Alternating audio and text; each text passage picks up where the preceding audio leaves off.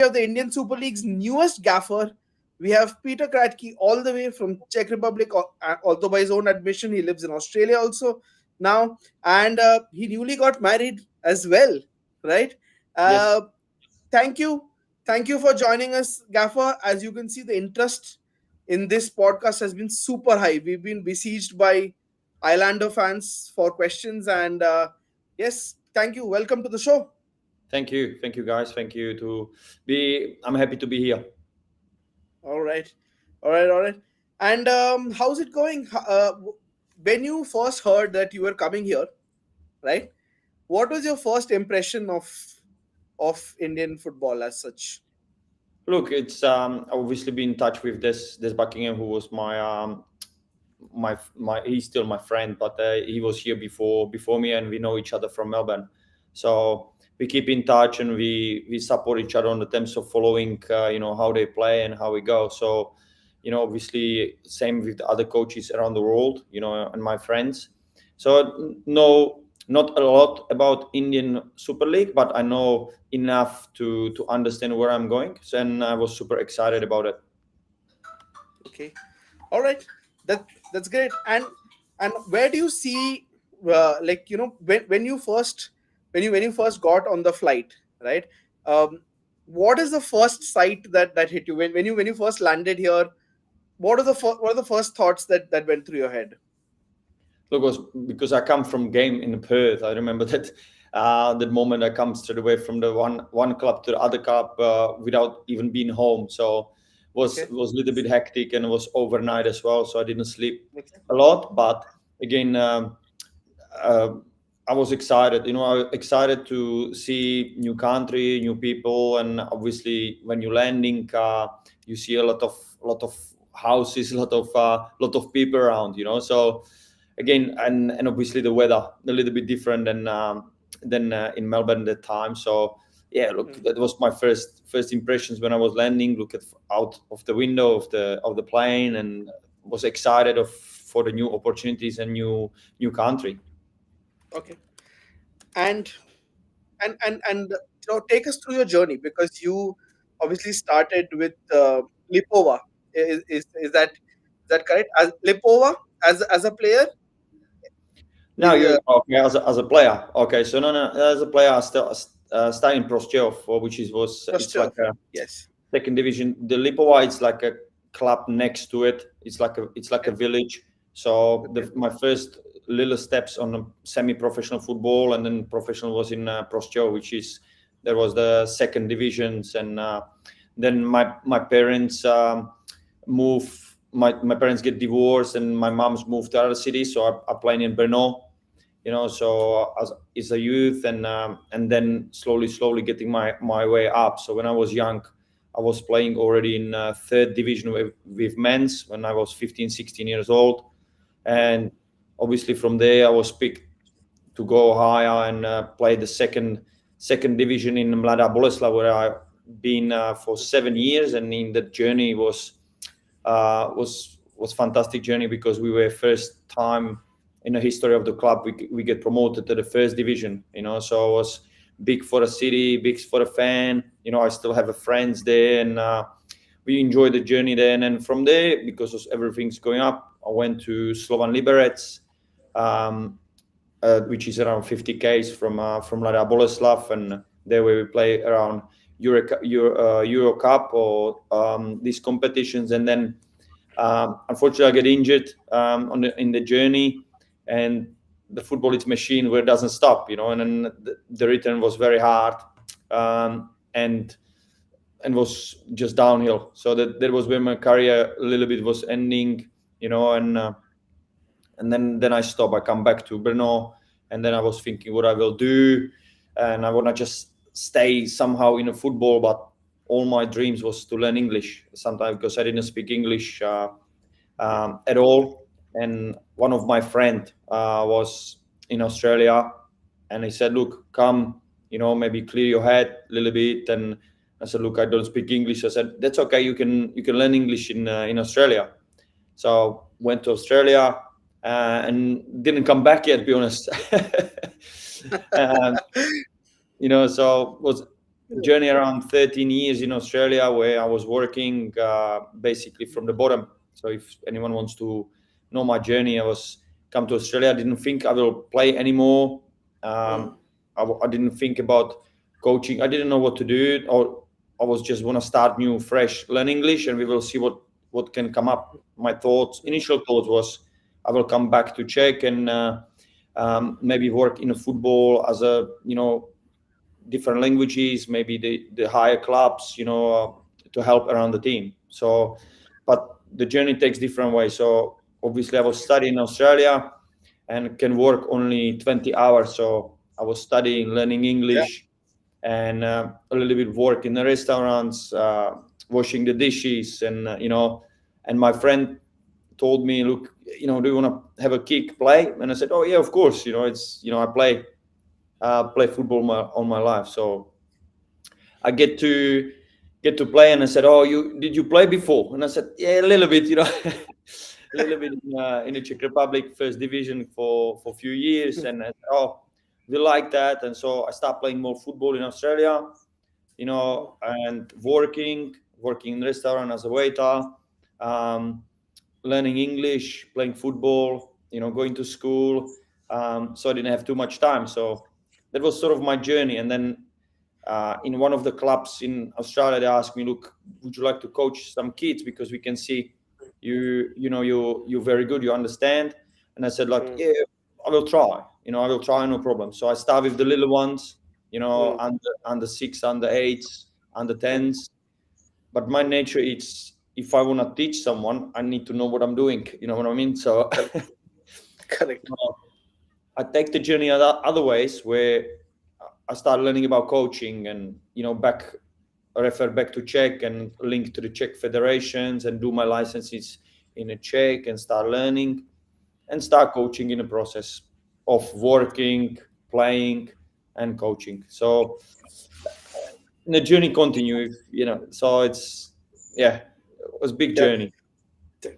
I think it's an incredible journey. I think you're an incredible tough guy, because when you're working at a restaurant, I'm not sure how much it affects your morale, how much it's very important to keep your spirits high.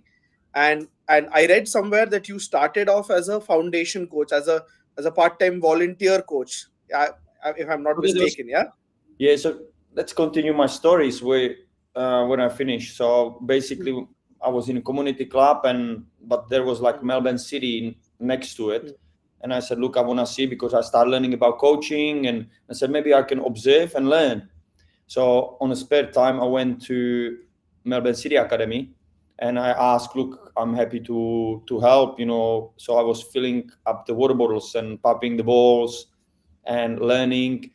And in the meantime, when I come home, I was learning about coaching, and then I coached to my team, my little ones, and over the years, so they asked me, look, would you like, we're happy how you work, you're committed, you're on time, stuff like that. And I said, look, if there is any job, no problems. And they said, look, we can't pay you. So I was volunteering in Melbourne City maybe for a year, again with players like Conor Metcalf and Nathaniel Atkinson, who they play for Socceroos now, so they remembered my journey, So when I was starting, and then one coach asked me, look, do you coach, or can you take some passing or something? I said, yeah, coach, I've got my little ones next to it. So I start coaching. I said, I really like your work. And I said, look, thank you, I'm learning, I'm starting, and they give me more opportunity of coaching, but volunteer basis. And then the coach moved on, and there was some shuffling, and they offered me to be assistant coach under 21s, again for volunteer basis. So again, because make money in Australia, you have to work. So again, restaurant jobs and all that, coaching for free. Try to do my best. And then under 21s coach moved on, and they said, look, we give you opportunity for half season as a head coach for under 21s, and we will see how we go. Again, wasn't paid, so it's like, look, this is opportunity, fantastic, try. So I take the role. Boys respond well. We play good football. I enjoy that. put my head in a learning and coaching and resources and that. Then maybe half year later after that season, they ask you, we really like your job, what you're doing, we would like to give you part-time job. So that sort of start under 21's part-time job, so I can cut the restaurants off, and stuff like that. So which is, I start making my way through the football. And then again, later, under 23 assistant coach, under 23 head coach, and then under 23 going to assistant coach in A-League, second assistant, then 1 year later, first assistant, and then, here we are today. It's an incredible journey. Like I said, you're an incredibly tough man, Peter. Like to go through that journey. I know a lot of people who might have given up halfway. I think you.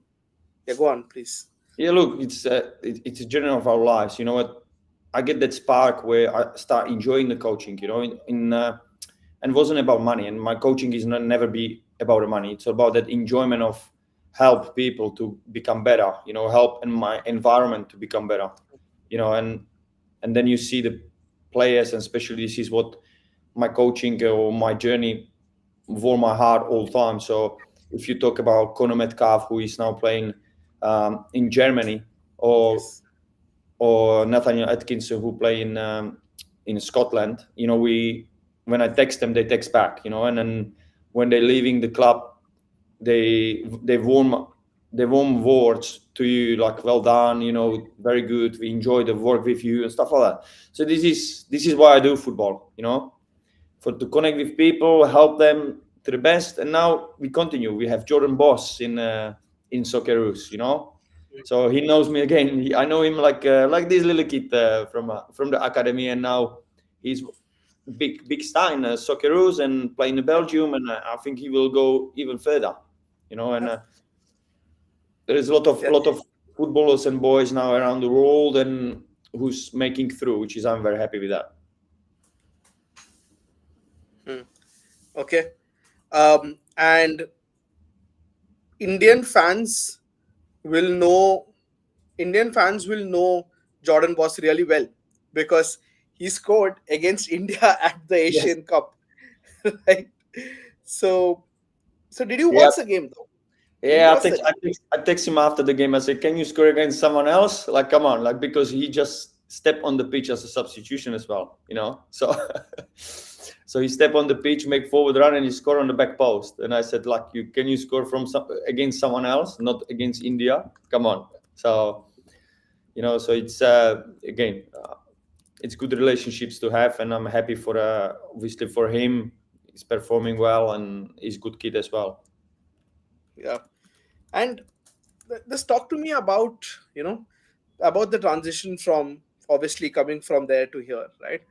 Um, and a lot of people, I'm sure, have asked you about youth development, right? Because they saw what you did at the Super Cup, right? They saw that you were willing to give chances, right?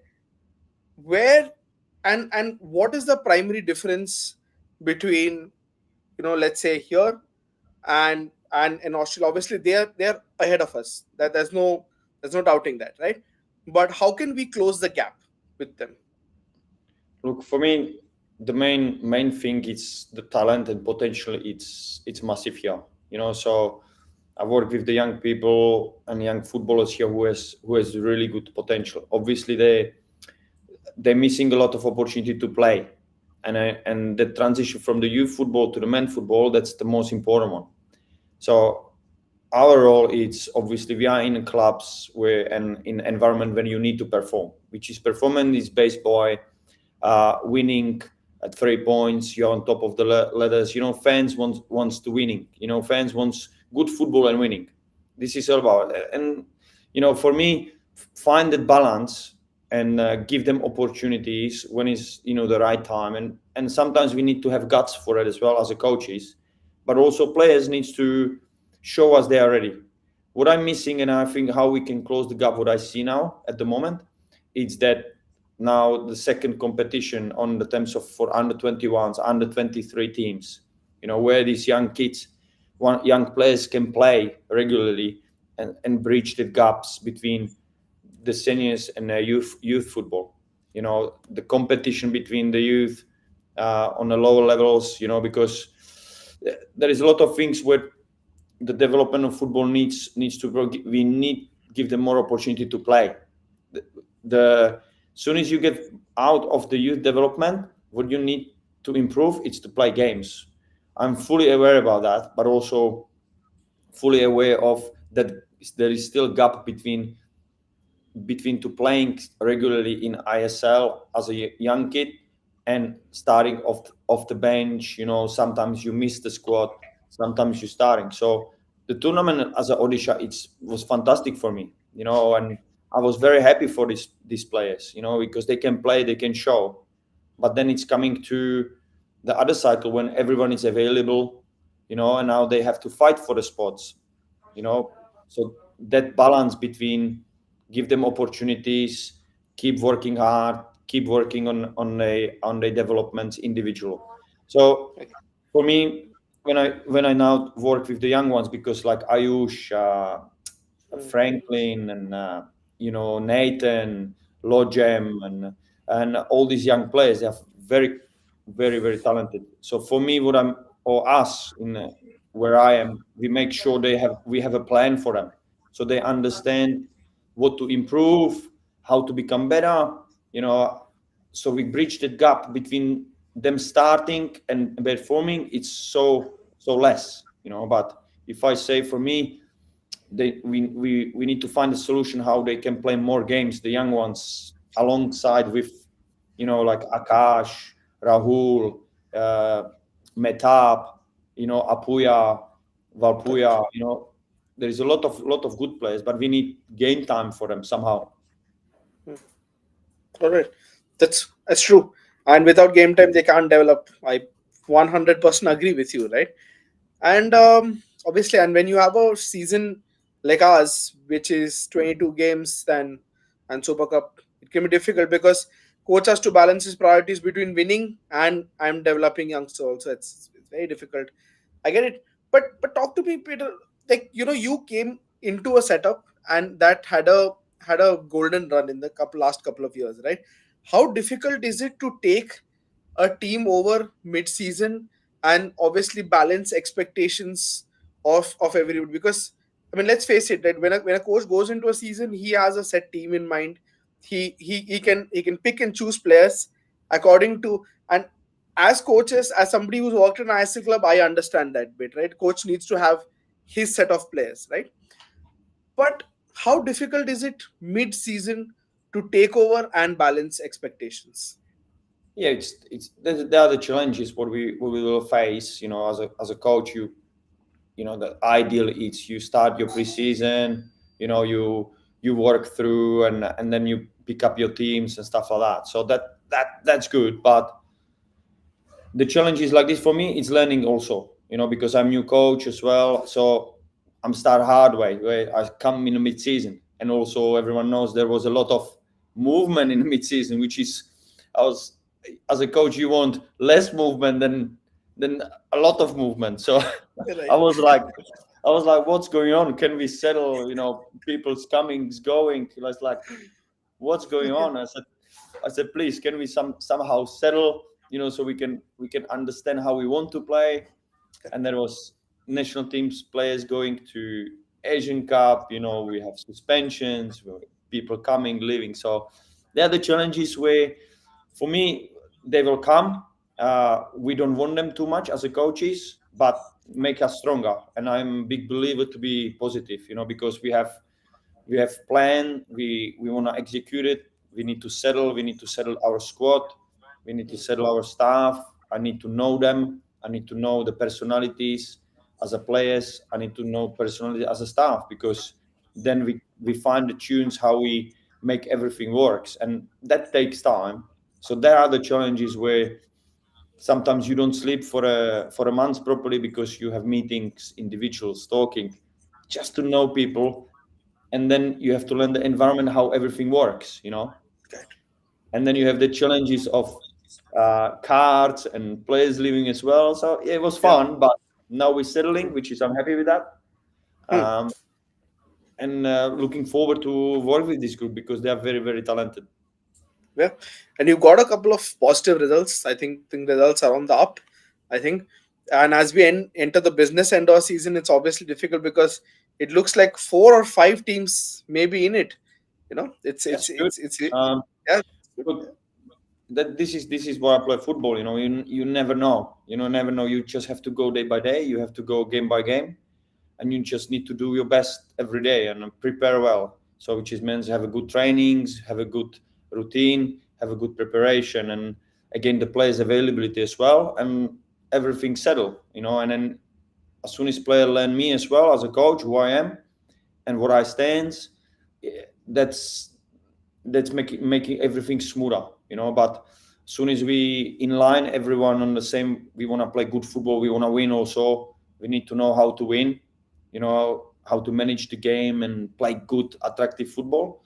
Then we are on a good pathway. But there will be always hiccups like we have against Jamshedpur and, against Kerala. There will be hiccups on the way. But, if we just believe what we're doing will be successful for a long term, we just keep doing, you just keep going.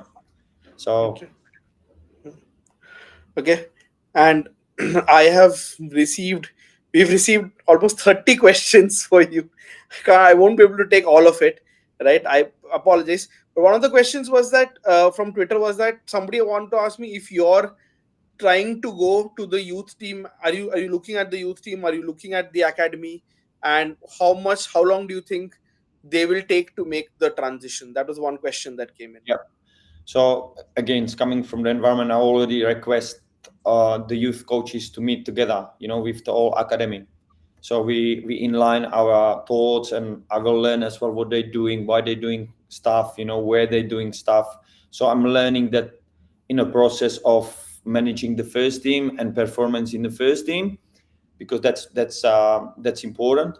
Plus, obviously, to how we link everything together for the longer term success. So we have a couple boys sometimes coming when we request from the under 19s coming to train with us, so I can see the standards where they are. So we're trying to do link, but this is the process where I need to be a little bit longer in a system, because as I said, there are priorities. We have to prioritize to settle the first team, make sure everything works in the first team, right? We are on the right track, and slowly in the meantime to link everything together from the academy, because this should be our first choice, first pick. I want players from our academy, to come through and play in the first team. So I don't want to go and look the other ways, So this is ideal, but again, it's a process, because obviously Mumbai, and obviously more than I do, to get from one side to other sides takes you a couple hours. So. It does. Honestly, it's a massive city. It's Yeah. also known as the city that never sleeps, right? Yes. Because it's always active. There's always something going on, Yeah. right? Yeah, I mean that's good. And talk to me about the Peter Kratky philosophy of football. What is the Peter philosophy? Like, what do you believe? What does football mean to you? The football is basically it's my life. It's a lifestyle. It's a thing. Football. It's the way of life, if that makes sense for me. For me, it's connect people. That's how I play football all the time. So I've been part of the team all my life, basically from the young age. So football for me, it's like a family, where we work for the same outcome. We want to enjoy it. That's first thing. But be together, But we know also when you go higher and more serious, it's all about performance as well. So it's not just about enjoying, and it's all about working hard, do the thing properly, be professional. So football for me, my philosophy, it's connect people for the same reason, for enjoyment of others as well. So when someone come to watch our team, I want them to enjoy. Okay, some people wants to enjoy. Okay, we play good football. Someone will enjoy. We win. Okay, so someone wants to enjoy their heroes as a players. To come and see them and meet them and know who they are, and support someone. So football is for me the way of life. how I want to play football, it's with the ball. It's I want to have control. I want to enjoy ourselves, but it's the way of, yes, we say 100% possessions. It's not about to have possession or not have possession. Sometimes it's to understand the small details of it, where how to win the game, how to enjoy the game, how to keep possession, how to just the perform well. So all that aspects of the game, that's what I love. So it's the passion for me. And again, it's more about the connectivity. And if my ideal and my dream is always, wherever I work, if I'm player or if I'm coach or if I'm support staff, you feel you are like a friends and best friends and brothers and sisters, and you are together in the same environment and wants the best for each other and for a club, for a team, for a country. This is how I live it, and this is how I would I believe it. And created environment obviously takes some time, and there are challenges about that. But as soon as we stick together and people who are here enjoying themselves and wants to work the same direction, they are more than welcome. And that's what I want. People wants to be here. Not just for the money or not just for the badge or whatever. People wants to come because that's how we run the things here. That's how we play the football here. That's about the environment. So this is my philosophy of football. I think fantastic. And we have a lot of questions on how you feel. What do you feel about the Mumbai football arena? How has it been there for you? What is the environment like? Football arena, you mean? Mumbai football arena. How's the Yes. stadium? How's Yeah, the look, atmosphere? you look when people come, it's fantastic. And you can also feel the buzz. You feel the players when they are very happy, where people come and support and chant, and more than happy when they can celebrate and they jump the fans and celebrate in front of the fan. Instead of half stadiums and empty stadiums. But this is what I'm talking about. It's the football culture where you with the team when they're winning, you team when you're losing, all together. So I'm really enjoying. We have almost 6,000 people last game, and I think it's almost capacity full, and was brilliant. And again, if we win, it's even better. So we are very happy with the fans. They're chanting. They are very nice. They're very good people. So I wish it's every game. Every game, I mean, even more. So this is why I play football. This is what I want. I want to celebrate with them. I want to, yeah, there is a hard time, there's a good times. But as I always say in the media, there are 12 players, especially when you play home. It gives you so much power. So I'm really enjoying when the stadium is full. Okay, and that's a message to all the Islanders watching this. It's your head coach's message. Tell us about, and a lot of questions have come in about the club's recently concluded Champions League campaign. Right, the club played in the Champions League this time. It wasn't the greatest of campaigns, obviously, and that coupled with the Asian Cup, and I think has led to a lot of doubts about the ability of Indian players. Right, a couple of young Indians from your team also played at the Asian Cup. Right, so the questions that are coming is that, can these guys play in top leagues? Right? Do they have the ability to play in top leagues? And do you think they can, and keeping the national team in mind, do you think they can make a splash at the Asian level maybe in the future? I believe so. As I said many times, the potential of here is unbelievable. But are we there yet? I don't think so. There needs to be more done, more as everyone talk about grassroots and structure and everything. There needs to be a little bit more improvement, but that's normal. It's evolution, So, but we need to just keep working. Good job, the people who are running the ISL, they're doing great job, So we just need to evolve and become better in grassroots, in support the youth, support everyone. But it's happening.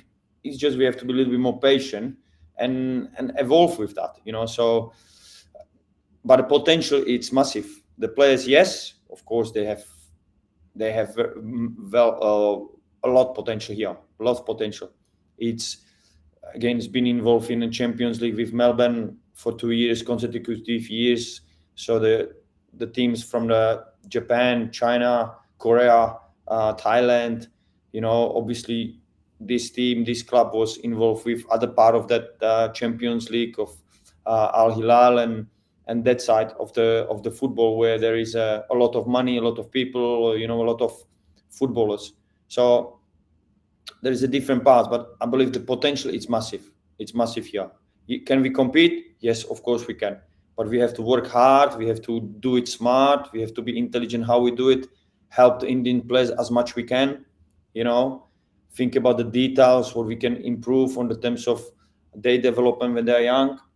Think about the details when they're getting in the transition, like I have now, Ayush, Nathan, how we support them to give them more game times or more opportunity to play alongside with that foreigners, all that small things, so, and then as I said, the future is bright for Indian people. But again, more people involved in football, there is more power to change things and evolve the things. So that's for me message. So if we get people on the stadium, if we get people, football, support of football more, there will be more power everywhere. So this is how football runs. We fill up the stadiums. They will make bigger stadium, for example. So stuff like that. So Yeah. there is massive, And opportunities. yeah, a lot of people may not know this about Coach Peter, but Coach Peter's friend won the Golden Glove in the first season of the ISL. Yes. I'm obviously talking about Jan Seda, right? Yes. And like I said, you've had a connect. You've not realized, but you've always been connected to Indian football. This is your direct connect, right? Yes. It was yes. funny story, actually. It was actually a funny story because my first game when I went to Goa straight away. So my first game was in Goa. I think we draw 0-0 over there. And there was press conference in Goa's offices. So I went to the Goa's offices, we talk about Indian football, because on the way there I have a lot of questions about Indian football. And I said, oh, your friend, the Czech friend, do you know Jan Sheda? He plays. He said, yeah, of course I do. And he played in this team. And I said, oh, fantastic. So I went to the office and I see Golden Glove and Jan Sheda there. So I make a photo and send it to him. And I said, you forgot your glove here. What's happening? And he said, oh my God, what are you doing there? And he said, send it to me. So yeah, the funny story how the football, it's the small world. So he's still waiting for his Golden Glove, be honest, I think. I think, like I said, I mean, it was probably fate that you were meant to come here. We have some questions. A question from an analyst who says, how has data changed football perspective in general, right from scouting, post game analysis, and even with training? With good facilities, do you think data affects team performance? 100%. We work with data on a daily basis. I like that data. I've got a lot of data what we're using, GPS data, like the physical ones also, but also the technical ones. So I like data because they are evidence. They are important in a football, and also get through message to the players and staff. If we're improving, it's a reliable source of evidence if we do well or not. So it's objective. It doesn't lie.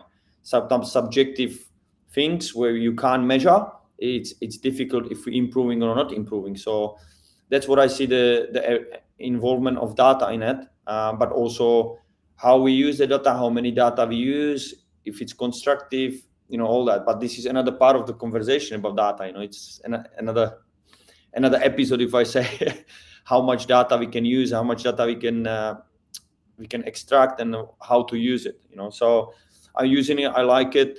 I don't spend too much time on the terms of percentage. It's support for us as a coach. I love it.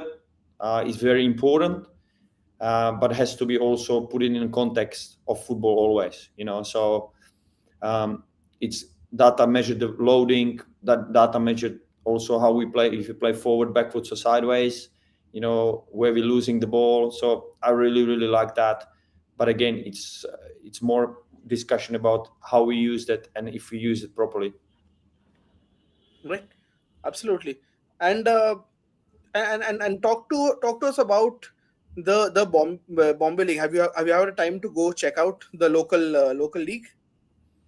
Yeah, look, I League. I think it's I League. Sorry about if I pronounce wrongly, but I League. We look at the I Leagues because of the scouting. We're going to watch the under-19 sometimes over here. But as I said, the season it's busy, so you have to find the opportunity when to watch. But I've watched football basically on daily basis. Like now there is a game happening now, in ISL. What we're watching as well. So a lot of things. But yes, it's part of my journey because I want to know about Indian football a lot. So the watching the local leagues, I League. We play against I League teams in Odisha, in Kalinga Cup. So it's really good to see what is on the market below us as well to really understand where the Indian football is. So I'm very interested in that. All right, that's great. And I think that there's some questions also on your experience in Australia, right? Because like you said, Marco Tilio, Atkinson, Jordan Boss, you've molded these people, right? But how long did it take you to mold? And do you think you can produce players of that caliber? Obviously, they had basic, stronger fundamentals, right?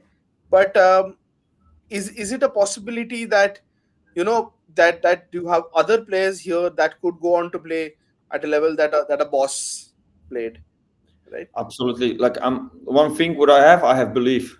I have big belief, and trust me about my journey and as we discussed before, where I come from and how I get here. It's the belief you can. So there are circumstances, but one thing I believe, the second if player wants, you know what I mean. So because we as an individual, if we really want, yes, we will achieve it. We have people who can help us alongside of the journey. So it's not me who developed Nathaniel Atkinson or Conor Metcalf. I was just part of the journey on day and try to help them on the journey. I believe I can help also Indian players to get there, on their journey. But most foremost, it's they want to get there. They want to achieve that, and if they want, they will, sooner or later. But there is a process. There is the work behind it. There is quality work behind it. So as a humans, not just footballers, whatever we Okay. want, we can. But I believe yes, I can help them to get there. But also the other side of the coin is they need to want it as well. Right. And we have a question from a gentleman who used to own a club in India, Chennai City. Rohit Ramesh owned Chennai City. They were champions of the I League, and now he is also a part owner of Angkor Tiger in Cambodia.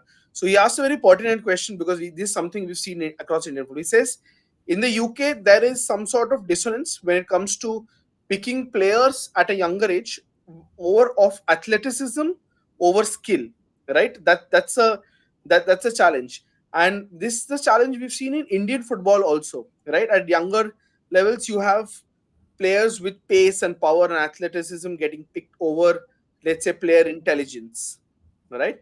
Yeah. Where do you see that in context of Indian football? Do you see that that's a pattern here as well? Because in the UK it's been flagged off, right? Look, not that long here. If it's I can't tell if it's that pattern because I'm not that long in the country. But overall, when I look at through my development journey and seeing a lot of footballers, they someone saying technical ability is very important. Yes, technical ability is it's massive importance. But on the other side, if you look at the top levels, the athleticism are now coming more also in a space of ability to run, to be strong, to be quick, to jump high.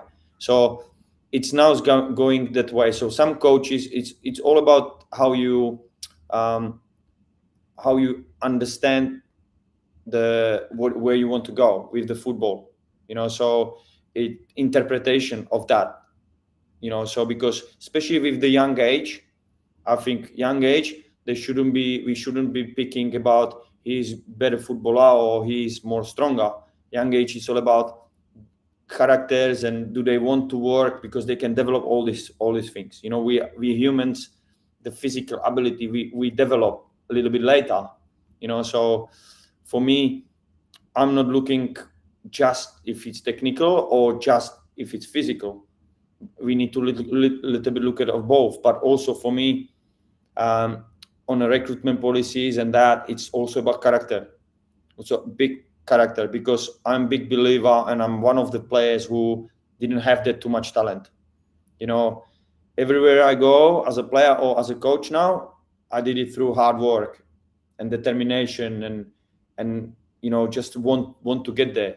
So I believe sometimes the character takes over the talent, not sometimes, but most of the time. So if they really wants to be good footballers and have good character, especially young age, I pick good character people, if they will achieve it more than talent and they don't want to work.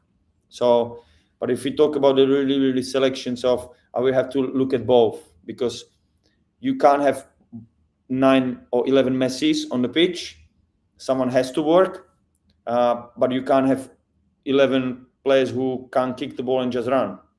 So that's the beauty of football. Sometimes you have player who is very technical ability, but if you're just picking all players because of technical, but then you don't picking because of people of physical, you need mix of everything. So you need to, in my opinion, you need to look at it as a holistic, as a whole thing, and character individual.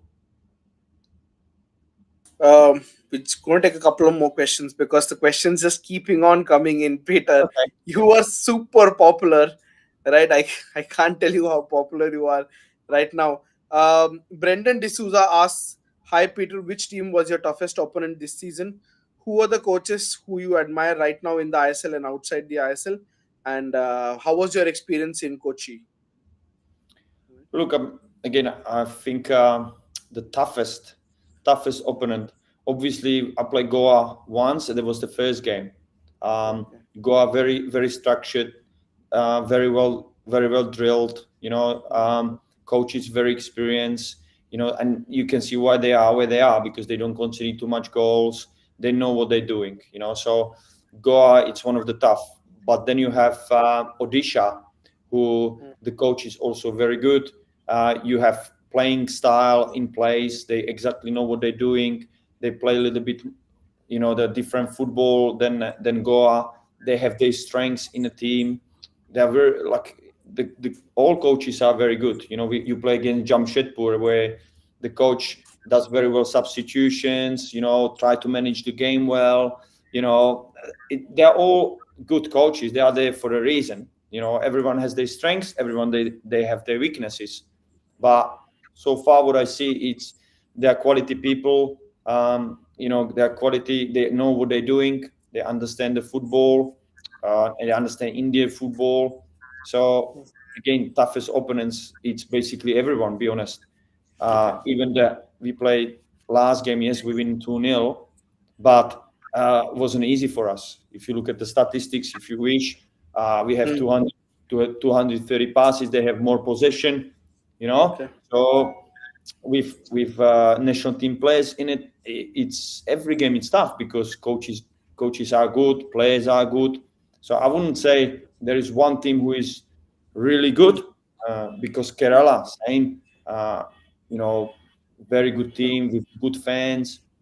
So I think every team has their strengths, have their weaknesses. But so far we get beaten by Kerala, we get beaten by Jamshedpur, but Odisha, it's very good team. That is I think all of them, to be honest.